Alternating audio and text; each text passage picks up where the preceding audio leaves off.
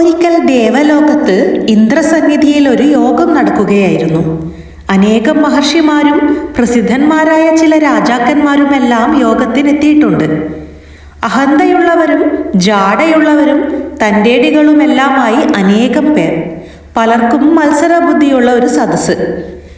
ഗന്ധർവരാജനായിരുന്ന ക്രൗഞ്ചൻ യോഗ നടപടികൾ അവസാനിക്കുന്നതിന് മുൻപേ തന്നെ ഇന്ദ്രാനുവാദത്തോടെ സഭ വിട്ടിറങ്ങുവാനുള്ള തയ്യാറെടുപ്പിലായിരുന്നു. പ്രധാന കാര്യങ്ങൾ ചർച്ച ചെയ്തുകൊണ്ടിരിക്കുമ്പോൾ ഇടയ്ക്കു വെച്ചിറങ്ങിപ്പോകുന്നത് ശരിയല്ലെന്ന് സദസ്സിൽ മുറുമുറുപ്പുണ്ടായി. ഇതൊന്നും വകവെക്കാതെയായിരുന്നു ക്രൗഞ്ചന്റെ പിന്മാറ്റം.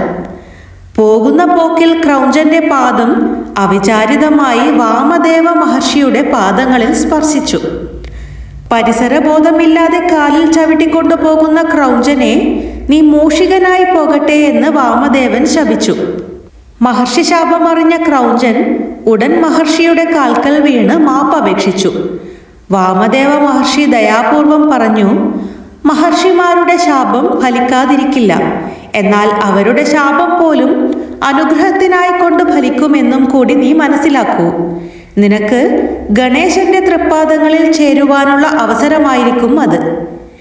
അങ്ങനെ ക്രൗഞ്ചൻ പരാശര മഹർഷിയുടെ ആശ്രമ പരിസരത്ത് കായ്കറികളെല്ലാം നശിപ്പിച്ചു നടക്കുന്ന ഒരു എലിയായി മാറി. മൂഷികന്റെ ശല്യം സഹിക്കാതെയായപ്പോൾ പരാശര മഹർഷി ശ്രീ ഗണേശനെ ശരണം പ്രാപിച്ചു.